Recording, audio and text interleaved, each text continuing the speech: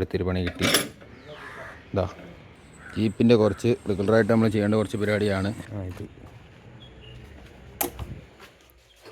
ഇതിപ്പോൾ നമ്മൾ വണ്ടീൻ്റെ ഇപ്പോഴത്തെ അവസ്ഥ എന്ന് പറഞ്ഞു കഴിഞ്ഞാൽ ഭയങ്കര ശോകമാണ്. 3+1 ഗിയർ വരിക, 3 ഗിയർ ഉണ്ടാവുള്ളൂ. ഇവിടെ ലീക്കോ കാര്യങ്ങളോ എന്തെങ്കിലും ഉണ്ടോയെന്ന്. DI വണ്ടിയാണ്.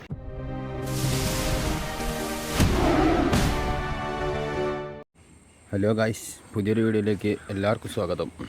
അപ്പോൾ ഇന്നത്തെ നമ്മുടെ പരിപാടി എന്ന് പറഞ്ഞു കഴിഞ്ഞാൽ ജീപ്പിൻ്റെ കുറച്ച് റെഗുലറായിട്ട് നമ്മൾ ചെയ്യേണ്ട കുറച്ച് പരിപാടിയാണ്. ഓയിൽ ചേഞ്ച് ചെയ്യണം, സർവീസ് ചെയ്യിക്കാനുണ്ട്, അങ്ങനെ ചെറിയ ചെറിയ കുറച്ച് പരിപാടികളൊക്കെയാണ്. അപ്പോൾ അതിനായിട്ട് പോവുക. അപ്പോൾ ഗായ്സ്, നമ്മൾ ആദ്യം തന്നെ സർവീസ് ചെയ്യാൻ വേണ്ടിയിട്ടാണ് വന്നത്. സർവീസ് ചെയ്യാൻ വേണ്ടിയിട്ട് ഇവിടെ വന്നിട്ടുണ്ട്. ഇവിടെ അടുത്ത് തന്നെയുള്ളൊരു ഇവിടെ സെറ്റപ്പാണ്. ഇവിടെ വന്നപ്പോൾ വേറൊരു വണ്ടിയും കൂടെ സർവീസ് ചെയ്യാൻ കിടപ്പുണ്ട്. ചെയ്ത് കഴിഞ്ഞാണെന്ന് തോന്നുന്നത്. വണ്ടീൻ്റെ ഇപ്പോഴത്തെ അവസ്ഥ എന്ന് പറഞ്ഞു കഴിഞ്ഞാൽ ഭയങ്കര ശോകമാണ്. കാരണം ഒന്നും നോക്കുന്നൊന്നും ഇല്ലായിരുന്നു. അങ്ങനെ ക്ലീനിങ് പരിപാടി വണ്ടി വീട്ടിൽ തന്നെ നടക്കും. ഈ മഴക്കാലമൊക്കെ ആയതുകൊണ്ട് പൂപ്പലൊക്കെ കയറിയിട്ട് ഫുള്ള് സീനാണ്. ഇപ്പോൾ ഒന്ന് സർവീസ് ചെയ്ത് നീറ്റാക്കണം. അതാണ് ആദ്യത്തെ പരിപാടി. അത് കഴിഞ്ഞിട്ടാണ് ബാക്കിയുള്ള സംഭവമൊക്കെ സെറ്റാക്കുന്നത്. അപ്പോൾ ഇതാണ് അവസ്ഥ. സർവീസ് ചെയ്യാൻ വേണ്ടിയിട്ട് വന്ന സർവീസ് സ്റ്റേഷനിലാണ് ഉള്ളത്. സർവീസ് ചെയ്യാൻ തുടങ്ങിയിട്ടുണ്ട്. അപ്പോൾ ഫുൾ ആദ്യം കെമിക്കൽ അടിച്ച്, എൻജിനും സംഭവമൊക്കെ ഫുള്ള് കെമിക്കൽ അടിച്ചു. നല്ല ചെളിയും നല്ല വൃത്തികേടായിട്ടാണ് ഇരിക്കുന്നത്. സർവീസ് ചെയ്ത് കഴിയുമ്പം നീറ്റാവും. ഫുള്ള് ഇവിടെയൊക്കെ ചെറിയ തുരുമ്പ് വന്നിട്ടുണ്ട്. ഈ മഴക്കാലമാകുമ്പോൾ മാറ്റിയിടുന്നതിൻ്റെ ആണ്. വെള്ളം ഇതിൻ്റെ ഉള്ളിൽ നിന്ന് പോകത്തില്ല. അപ്പോൾ ഈ മാറ്റം ഒഴിവാക്കണം. മാറ്റം ഒഴിവാക്കിയിട്ട് വല്ല പേപ്പർ മാത്രം ഇടണം. കാരണം ഈ പെയിൻറ്റ് പോകുന്നേ ഉള്ളൂ നമ്മൾ മാറ്റിയിട്ടിട്ടില്ലെങ്കിൽ. മാറ്റിയിട്ടുണ്ടെങ്കിൽ ഈ വെള്ളം ഇങ്ങനെ കെട്ടി എന്നിട്ട് തുരുമ്പിക്കും. എന്നിട്ട് പിന്നെ ഇവിടെ തുളയാവും. അപ്പോൾ കഴിഞ്ഞ പ്രാവശ്യം വണ്ടി പണിയെടുപ്പിച്ചപ്പോൾ ഇവിടെ മൊത്തം പാച്ച് ചെയ്ത് സെറ്റാക്കിയതാണ്. ബോഡി അവിടെ ഇവിടെയൊക്കെ ചെറിയ ഹോളും കാര്യങ്ങളൊക്കെ ഉണ്ടായിരുന്നു. അതൊക്കെ നമ്മൾ മാറ്റി റെഡിയാക്കിയതാണ്. പക്ഷേ ഇപ്പം പിന്നെ മാറ്റിയിടുന്നതും കൊണ്ടാണ് മാറ്റി ഒഴിവാക്കണം. ഫ്രണ്ടിൽ മാത്രമേ ഉള്ളൂ. ഫ്രണ്ടിലാണല്ലോ നമ്മൾ എപ്പോഴും യൂസ് ചെയ്യുന്നത്. ബേക്കിൽ അങ്ങനെ യൂസിങ് വരുന്നില്ല. അതുകൊണ്ട് ബേക്കിൽ കുഴപ്പമൊന്നുമില്ല. സ്പീക്കറും കാര്യങ്ങളൊക്കെ ഊരി വെച്ചിട്ടുണ്ട്. നമ്പർ പ്ലേറ്റ് മാറ്റണം. ഇത് ഒഴിവാക്കുകയും ചെയ്യണം. ഈ നമ്പർ പ്ലേറ്റ് ചെറുതാക്കാനുമുണ്ട്. അണ്ടർകോട്ട് ചെയ്യിക്കണം. അത് പിന്നെ ചെക്ക് ചെയ്യാനുണ്ട്. അപ്പം അടിയൊക്കെ സർവീസ് ചെയ്ത് കഴിഞ്ഞുകൊണ്ടിരിക്കുകയാണ്. ഏകദേശം കഴിയാനായി. അടിഭാഗമൊക്കെ നീറ്റായി. അണ്ടർകോട്ട് ചെയ്യേണ്ട ആവശ്യമുണ്ടെന്ന് എനിക്ക് തോന്നുന്നില്ല. കാരണം അത് മൊത്തം ചെളി കയറിയുന്ന സൈലൻസറിന് മാത്രമേ ഒരു കളർ വ്യത്യാസമുള്ളൂ. വേറെ കുഴപ്പമൊന്നും കാണുന്നില്ല. അധികമായിട്ടില്ല. 1 കൊല്ലമൊക്കെ ആവുന്നേ ഉള്ളൂ അണ്ടർകോട്ട് ചെയ്തിട്ട്. വണ്ടി അങ്ങനെ അധികം ഓടുന്നുമില്ല. പിന്നെ ഞാൻ ആ ചെളിയും ഇതെല്ലാം കൊണ്ട് നമ്മളങ്ങനെ സർവീസ് ചെയ്തില്ലല്ലോ. വീട്ടിൽ നിന്ന് കഴുകുന്ന പരിപാടിയല്ലേ ഉള്ളൂ. അതുകൊണ്ടാണ് അത്ര ഇതായിട്ട് അടിയൊക്കെ ഇരുന്നത്. ഇപ്പം നീറ്റായിട്ടുണ്ട്. ഞാനിത് കഴിഞ്ഞ് കഴിയുമ്പം കാണിച്ചു തരാം. അത് കെമിക്കലിൻ്റെ സ്മെല്ലൊക്കെ ആയതുകൊണ്ട് അങ്ങോട്ട് പോകാൻ പറ്റത്തില്ല. അതാണ് ഇച്ചിരി ലോങ് നിന്നിട്ടാണ് വീഡിയോ എടുക്കുന്നത്.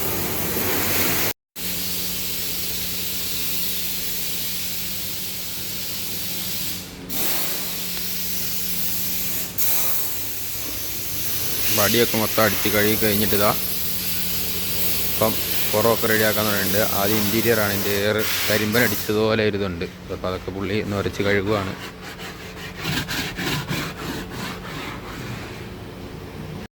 അപ്പോൾ ഈ വണ്ടിയാണ് നമ്മൾ വന്നപ്പോൾ കണ്ട വണ്ടി എന്ന് പറഞ്ഞാൽ ഷോപ്പിലെ ഓണറിൻ്റെ വണ്ടിയാണ്. ഇതേതാ മോഡല്? 95 വണ്ടി പുള്ളി എടുത്തിട്ട് മൊത്തം പണി എടുപ്പിച്ചതാണ്. നീറ്റാക്കിയ വണ്ടി. ഫുള്ള് പെയിൻറ്റ് മാറ്റി, ഷോക്ക് മാറ്റി, ഫുള്ള് മൊത്തം നീറ്റാക്കിയ വണ്ടി. കണ്ടു കഴിഞ്ഞാൽ തന്നെ നമുക്കൊരു ജീപ്പ് കാണുന്നവർക്കറിയാം അതിൻ്റെ ഒരു ഭംഗി എന്താണെന്ന്. ഈ വണ്ടിയെല്ലാം സെറ്റപ്പാക്കി പണിയെടുപ്പിച്ച് വെച്ചേക്കുന്നത്. പുള്ളി തന്നെ എടുത്ത് മൊത്തം പണിയെടുപ്പിച്ചതാണ്. പൊളിഞ്ഞിരുന്ന വണ്ടിയാണെന്നാണ് പുള്ളി പറഞ്ഞത്. ഞാൻ പഴയ ഫോട്ടോ എന്തെങ്കിലും ഉണ്ടെങ്കിൽ അതിൻ്റെ അകത്ത് ആഡ് ചെയ്യാം. പുതിയ വുഡ് അടുപ്പിച്ച്, പുതിയ വുഡ് അതാ മാർക്കിങ് പോലും പോയിട്ടില്ല. വയനാട്ടിൽ നിന്നാണിത് വുഡൊക്കെ അടുപ്പിച്ചേക്കുന്നത്. അപ്പോൾ ഞാനോർത്ത് സർവീസിന് വന്ന വണ്ടിയായിരിക്കുന്നത്. അങ്ങനെ പുള്ളി വണ്ടിയെ കണ്ട് സംസാരിച്ച് കഴിഞ്ഞപ്പോഴാണ് പുള്ളി നമ്മളെടുത്ത് പറയുന്നത് പുള്ളീൻ്റെ തന്നെ വണ്ടിയാണെന്ന് പറഞ്ഞത്. ഈ വണ്ടി എന്ന് പറഞ്ഞു കഴിഞ്ഞാൽ കൊടുക്കാനുള്ള വണ്ടിയാണ്.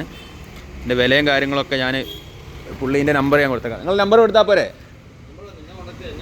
ഞാൻ മൂപ്പരുടെ നമ്പർ ഞാനിത് കൊടുത്തേക്കാം. അപ്പോൾ മൂപ്പര് അതിൻ്റെ വിലയും കാര്യങ്ങളൊക്കെ പുള്ളി സംസാരിക്കും. എടുക്കുന്നവന് വണ്ടി എടുക്കുക, ഓടിക്കുക, അത് മാത്രമേ ഉള്ളൂ. വേറെ ഒരു പണിയില്ല. ഫുൾ നീറ്റാക്കി വെച്ചേക്കുന്ന വണ്ടി.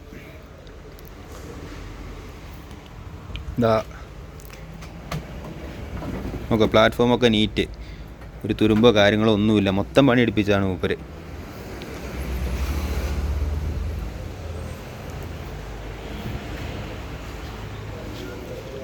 അല്ലെങ്കിൽ ഈ നമ്പറിൽ വിളിച്ചാലും സംഭവം കിട്ടും. ഞാൻ നമ്പർ വീഡിയോയിൽ കൊടുത്തേക്കാം. ഈ നമ്പർ വേണമെങ്കിൽ നോട്ട് ചെയ്ത് വെച്ചോ.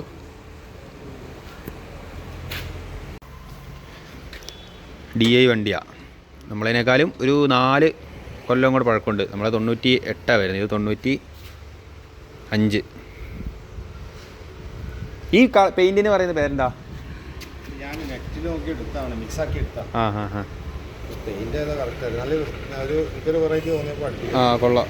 ആദ്യം വേറെ കളർ, ഞാൻ പിന്നെ അത് ആ സ്റ്റോക്കാക്കി തന്നെ അങ്ങനെ അത് കൊണ്ടു നടക്കാന്ന് ഓർത്തിട്ട് ഞാൻ ആ പെയിന്റ് അടിപ്പിച്ചാ. ആ സ്റ്റോക്കായിരുന്നു എൻ്റെ കളർ ഉണ്ടായിരുന്നു. എനിക്ക് ആ കളർ വലിയൊരു തൃപ്തിയാവാത്തോണ്ട് പിന്നെ ഞാൻ അത് മിക്സാക്കി എടുപ്പിച്ചാ നെറ്റിൽ നോക്കിയിട്ട്.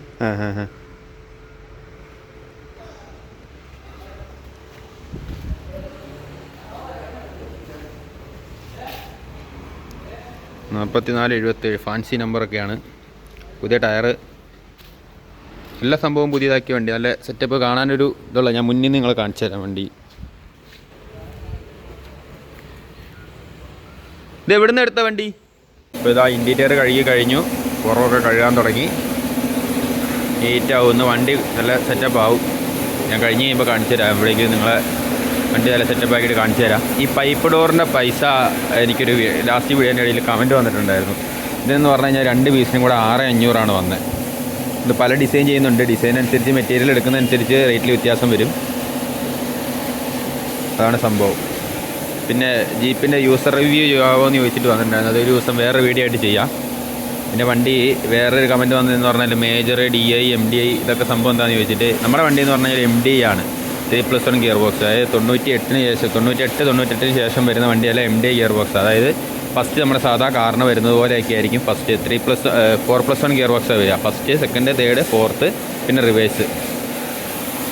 ഈ കാണിച്ച വണ്ടി, ഈ വണ്ടി എന്ന് പറഞ്ഞു കഴിഞ്ഞാൽ ഇത് DI വണ്ടിയാണ്. 95 മോഡൽ DI വണ്ടി എന്ന് പറയുമ്പോൾ ഇത് 4+1 ഗിയർ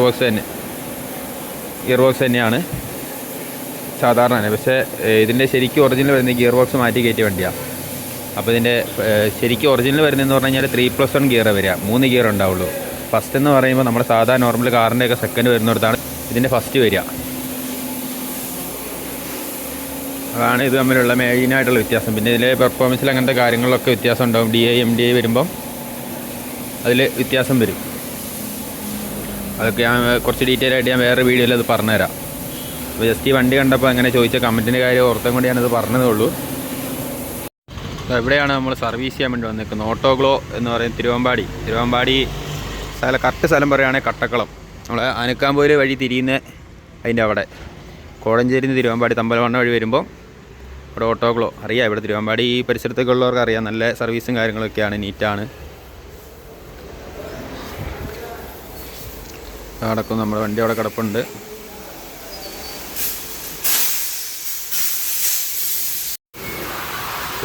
വണ്ടി കഴിയാനായി ഏകദേശം. പകുതിയായപ്പോൾ തന്നെ വണ്ടി നീറ്റായി. ആ ഒരു ലുക്കൊക്കെ തിരിച്ചു വന്നിട്ടുണ്ട്.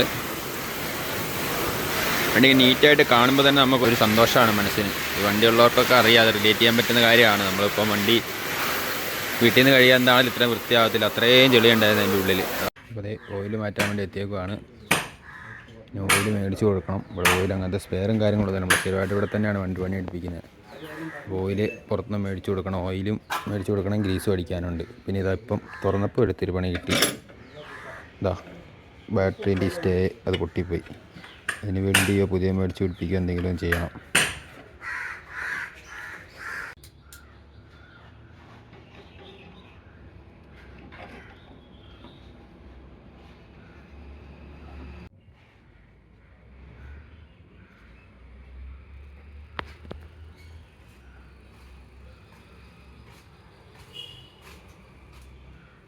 എന്തോ ഒരു സൗണ്ട് വ്യത്യാസമുണ്ട് വണ്ടി ഓടിക്കുമ്പോൾ. എന്തോ ഒരു ചുമ ഓടിച്ചിട്ട് വലിവ് വരൂലേ, അതുപോലത്തെ ഒരു സൗണ്ട്. ക്ലച്ച് ഔട്ടി വണ്ടി എടുത്തിട്ട് നീങ്ങി കഴിയുമ്പോൾ ഒരു ചെറിയൊരു സൗണ്ട് വ്യത്യാസം പോലെ ഉണ്ട്. ഞാൻ ഓടിക്കാണ്ടിരുന്ന് ഓടിച്ചിട്ടാണോ എന്ന് അറിയത്തില്ല. മിസ്സിങ് അല്ല, വേറൊരു സൗണ്ട്. നമുക്ക് ശ്വാസം മുട്ടി കഴിയുമ്പോൾ ഒരു സൗണ്ട് വരൂലേ, അങ്ങനത്തെ ഒരു സൗണ്ട്.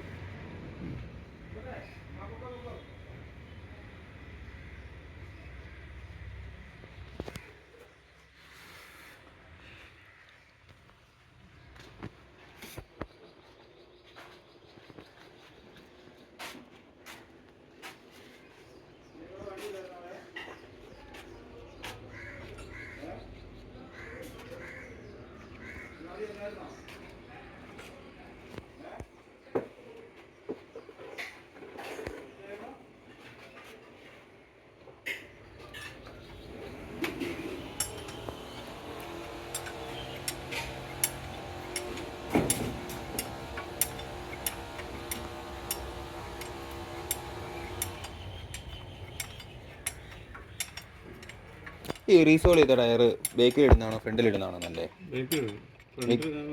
ഫ്രണ്ടിലിട്ട് മോബിളിങ് പെട്ടെന്ന് വരൂലേ?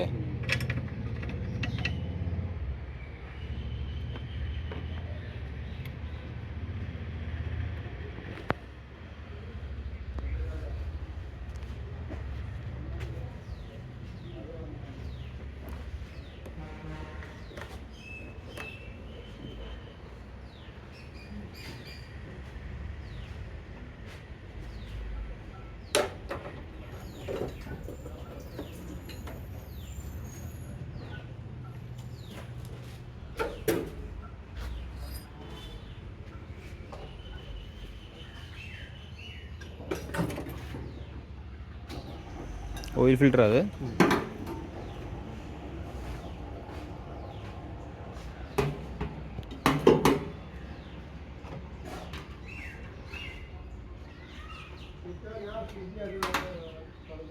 ക്ലച്ച് ഒരു ഇച്ചിരി മുകളിലേക്ക് ആക്കി തരുകയാണ്. ക്ലച്ച് അങ്ങ് അടിയിലാണ് കിടക്കുന്നത്. ഓ അയച്ചു നോക്കി അയച്ചു നോക്കി. ബ്രേക്ക് ഫ്ലൂയിഡും കുറച്ച് ഫ്ലൂയിഡ് ഒഴിക്കാനുണ്ട്. എല്ലാം ഒന്ന് മൊത്തം ഒന്ന് നോക്കിയോ, ഉള്ളതൊക്കെ ഒന്ന് നോക്കി ചെയ്തോ.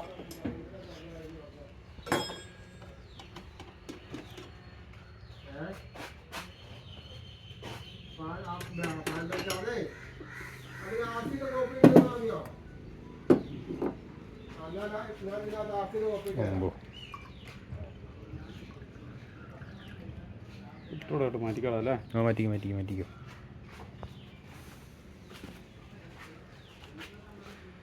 അപ്പം അടുത്തൊരു പണിയും കൂടെ കിട്ടിയിട്ടുണ്ട്. ഡീസൽ ഫിൽറ്റർ മാറ്റണം,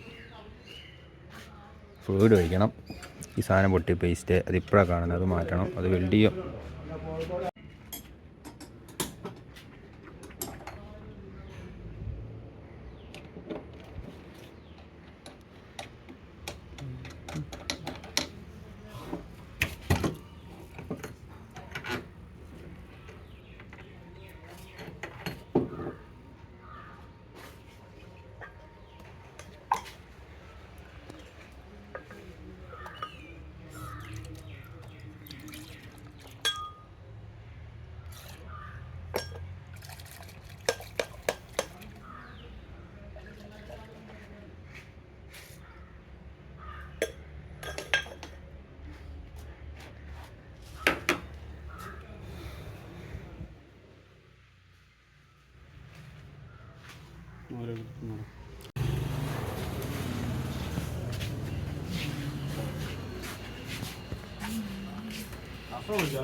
ഓ ഏത് വേണേലും വെച്ചോ.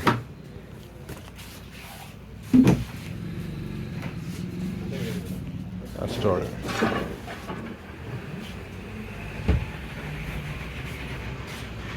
എടേ ഒരു ടൈയും കൂടെ വേണം, കേബിൾ ടൈ.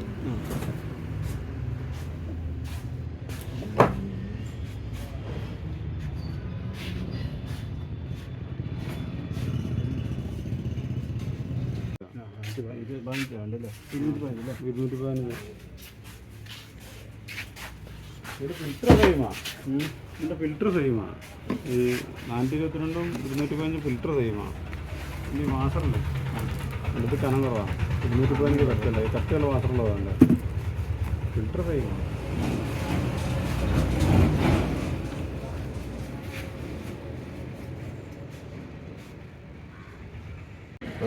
ഇതിൻ്റെ diesel filter, oil filter, break oil, ഇത്ര സാധനം നമ്മൾ ഇട്ടിട്ടുണ്ട്.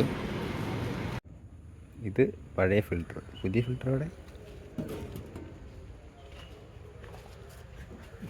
ഏതാണോ? ഇത് പുതിയ ഫിൽറ്റർ. ഇതാണ് രണ്ട് ഫിൽറ്ററും തമ്മിലുള്ള വ്യത്യാസം. അതുപോലെ തന്നെ ഡീസൽ ഫിൽറ്റർ. ഒറ്റ മിനിറ്റ്. ഡീസൽ ഫിൽറ്റർ ഇതിനകത്തല്ലേ? ഇത് പഴയ ഫിൽറ്റർ. ഈ ഫിൽറ്റർ മറ്റേ ഫിൽറ്റർ അല്ലായിരുന്നു ഭയങ്കര പൊടി ഉണ്ടായിരുന്നേ? ഇതല്ലേ?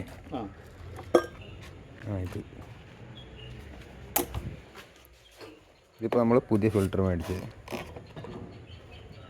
ഇത് പൊട്ടിച്ചാൽ കുഴപ്പമില്ലല്ലോ?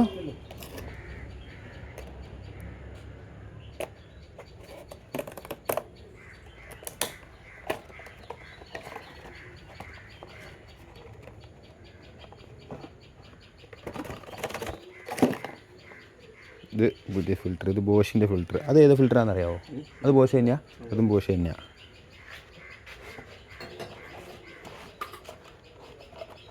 ചെറിയ പൈസ ഉള്ള ഈ സാധനമൊക്കെ മാറ്റിക്കഴിഞ്ഞാൽ വണ്ടീൻ്റെ ഒരു മയപ്പെട്ട കംപ്ലൈൻ്റൊക്കെ മാറിക്കോളും.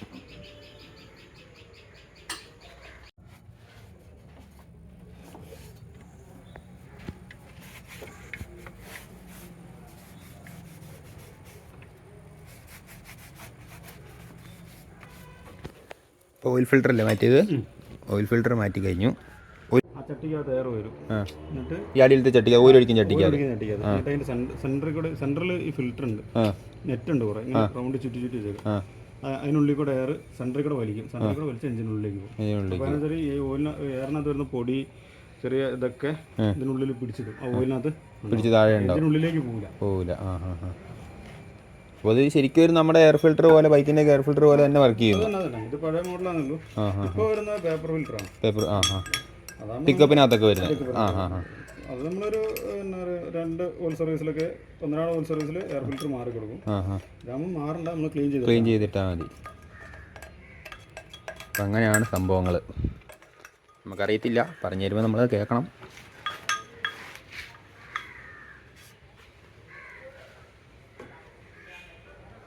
ഈ ഡീസലിൻ്റെ ഈ പൈപ്പിനകത്ത് കറണ്ട് ഉണ്ടെന്ന് എങ്ങനെയല്ല അറിയാൻ വഴിയുണ്ടോ? ടാങ്ക് മാറ്റിയതാ. അതിനകത്ത് ഉണ്ടെങ്കിൽ കുട്ടി ഫിൽറ്റർ ഉണ്ടാവും, അതിനകത്തുണ്ടാവും. അഴിച്ച് ചെയ്യുമ്പോൾ അറിയാം അല്ലേ? ഇപ്പോൾ ഫിൽറ്ററിനകത്ത് കുറച്ച് കറണ്ട് ഉണ്ട്. അത് ഈ ടാങ്ക് മാറ്റി കഴിഞ്ഞാൽ ഇങ്ങനെ കറണ്ട് വരും. നമ്മൾ മാറ്റി കഴിഞ്ഞാൽ പിന്നെ വരില്ല, അത് പഴയ കറണ്ടൊക്കെ നിൽക്കുന്നതായിരിക്കും. ഫിൽറ്ററിനകത്ത് അങ്ങനെ കറണ്ട് ഉണ്ടെങ്കിലും ഫിൽറ്ററിനകത്തേക്ക് വന്ന് അവിടെ അടിഞ്ഞോളൂ. പക്ഷെ നേരത്തെ നമ്മൾ ടാങ്ക് മാറ്റുന്നതിന് പിന്നെ ഭയങ്കര മിസ്സിംഗ് ആയിരുന്നു. ഇടയ്ക്കിടയ്ക്ക് കുടുങ്ങല്ലായിരുന്നു. കുടുങ്ങുമായിരുന്നു.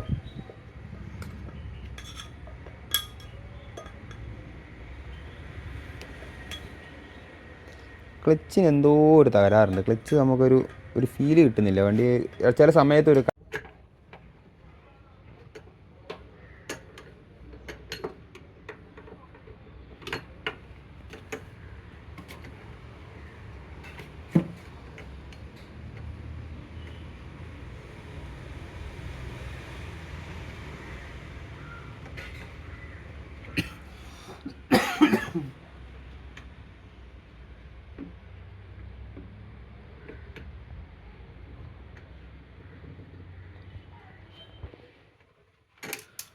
ഓയിലങ്ങ് മോശമായില്ലായിരുന്നു, മാറ്റാനായില്ലായിരുന്നോ?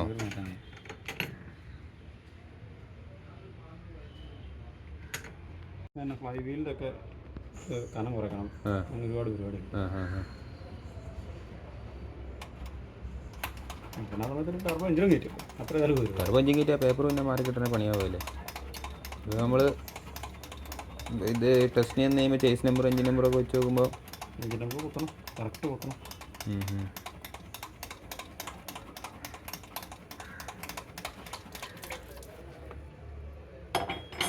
അപ്പോൾ അതല്ല, നമ്മൾ ഈ 98 വണ്ടിക്ക് ഇതിൻ്റെ ഇതായിട്ട് ബോധമുള്ള MV ആണെങ്കിൽ അത് ആ പേപ്പർ മാറ്റി പേപ്പർ വേണം.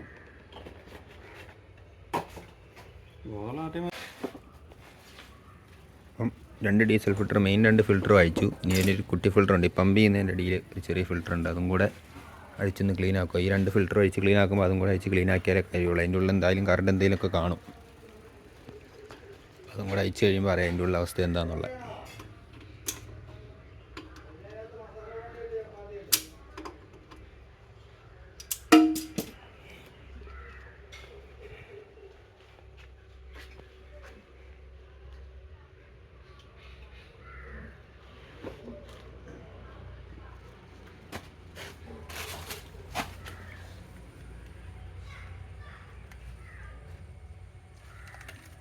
അമ്പോ, ഇതാണ് കുട്ടി ഫിൽറ്ററിൻ്റെ അവസ്ഥ. വെറുതെ അല്ല ഒച്ചപ്പാടും ബഹളവും വരിയും ഒക്കെ പോയത്.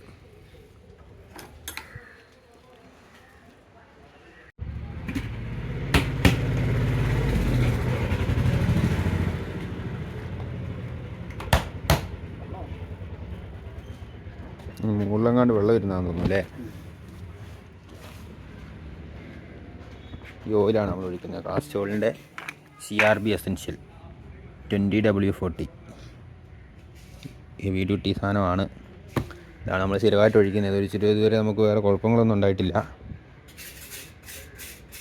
ഒഴിക്കുകയാണെങ്കിൽ ഏകദേശം എത്ര കിലോമീറ്റർ വെച്ച് നോക്കുകയാണെങ്കിൽ എത്ര കിലോമീറ്റർ വെച്ച് അടിക്കും കിട്ടുക? 7? 6-7 ഒക്കെ ആകുമ്പോൾ മാറാം. അപ്പോൾ മറ്റേത് അതിൻ്റെയൊക്കെ ഇരട്ടി ഓടിയിട്ടുണ്ട് എന്താണെങ്കിലും.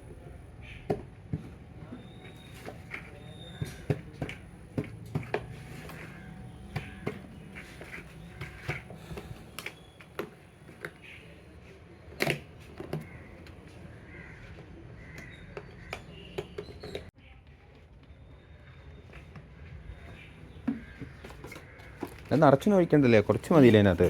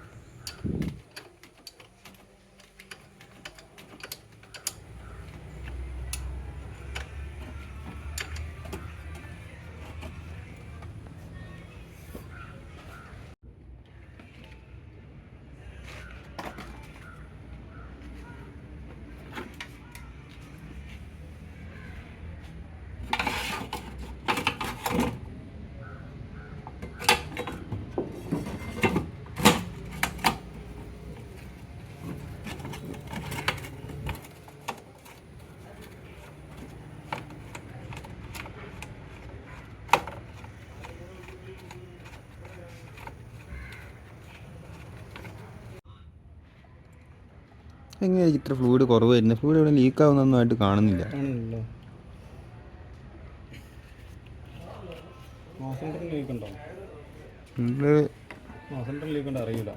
അറിയില്ല അല്ലേ? പക്ഷെ വണ്ടി നിർത്തിയിട്ട് കഴിഞ്ഞാൽ കാണുമോ? അത് ചവിട്ടുമ്പോഴേ അറിയുള്ളായിരിക്കും അല്ലേ എന്ന് പറഞ്ഞിട്ട്.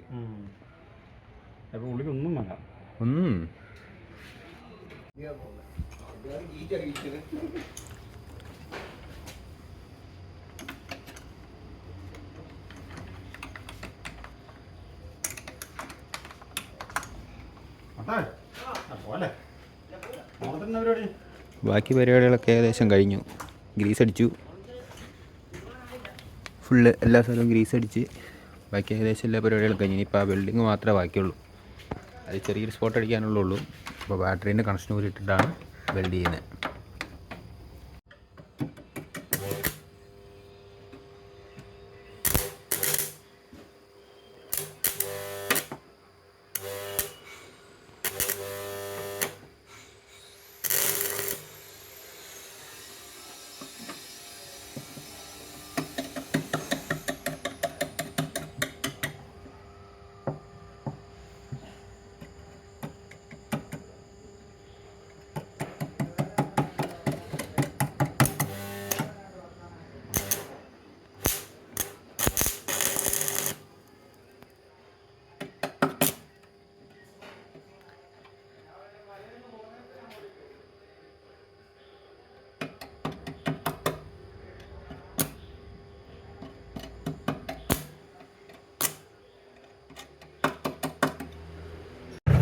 അപ്പോൾ ഗായ്സ്, ഇന്നത്തെ പരിപാടിയെല്ലാം കഴിഞ്ഞ് വീട്ടിലേക്ക് പോവുകയാണ്.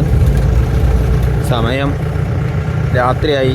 ഇനിയിപ്പം വീട്ടിൽ ചെല്ലണമ്പോഴത്തേക്കും നേരം ആകും. ഇന്നത്തെ ഏകദേശം പരിപാടി മൊത്തം പരിപാടികളൊന്നും കഴിഞ്ഞില്ല. ഇനി ചെറിയ ചെറിയ പരിപാടികളേ ഉള്ളൂ. നമ്മളെ ചെറിയ മിനുക്കുപണികൾ എന്ന് പറയാം.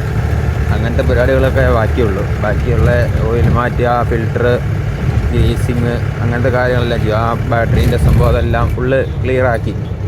അപ്പോൾ വണ്ടി ഓടിക്കുമ്പോൾ തന്നെ സൗണ്ടിലൊക്കെ ഒരു മാറ്റമുണ്ട്. ഞാൻ അന്നേ പറഞ്ഞിരുന്നു വണ്ടിക്ക് ഒരു സൗണ്ട് ഇതൊക്കെ ഉണ്ടെന്ന് പറഞ്ഞിരുന്നു. അത് ഓയിൽ മാറ്റിയപ്പോൾ തന്നെ ഏകദേശം മാറി. ഓയിൽ ഇച്ചിരി മോശമായിരുന്നു, ഓയിൽ മാറ്റാനായതായിരുന്നു. അപ്പോൾ അതെല്ലാം സെറ്റ് ചെയ്തു. നിങ്ങൾ എന്തെങ്കിലുമൊക്കെ സജഷൻ ഉണ്ടെങ്കിൽ നിങ്ങൾ കമൻ്റായിട്ട് ഇടുക. എന്തെങ്കിലുമൊക്കെ വീഡിയോ അല്ല നിങ്ങൾക്ക് എന്തെങ്കിലുമൊക്കെ അറിയാനുണ്ടെങ്കിലൊക്കെ കമൻ്റായിട്ട് ഇടുക. ഞാൻ അടുത്ത വീഡിയോയിൽ അതിന് റിപ്ലൈ തരുന്നതാണ്. പിന്നെ മാക്സിമം നിങ്ങളെ കൊണ്ട് പറ്റുന്ന പോലെ സപ്പോർട്ട് ചെയ്യുക. കമൻറ്റ്, ലൈക്ക്, വീഡിയോ കാണുന്നവരൊക്കെ ഒന്ന് സബ്സ്ക്രൈബ് ചെയ്യുക. സബ്സ്ക്രൈബ് ചെയ്താൽ നമുക്ക് എന്തെങ്കിലും ഒരു ഇമ്പ്രൂവ്മെൻ്റ് ഒക്കെ കിട്ടിക്കഴിഞ്ഞാൽ വീഡിയോ ചെയ്യുമ്പോൾ നമുക്കൊരു സാറ്റിസ്ഫാക്ഷൻ കിട്ടത്തുള്ളൂ. അപ്പം നിങ്ങളെക്കൊണ്ട് പറ്റുന്ന പോലെ സപ്പോർട്ട് ചെയ്യുക. ഇഷ്ടപ്പെട്ടില്ലെങ്കിൽ എന്തെങ്കിലും കുഴപ്പമുണ്ടെങ്കിൽ മാറ്റണമെങ്കിൽ നിങ്ങളത് കമൻ്റായിട്ടോ അറിയിക്കുക. അപ്പോൾ ശരി.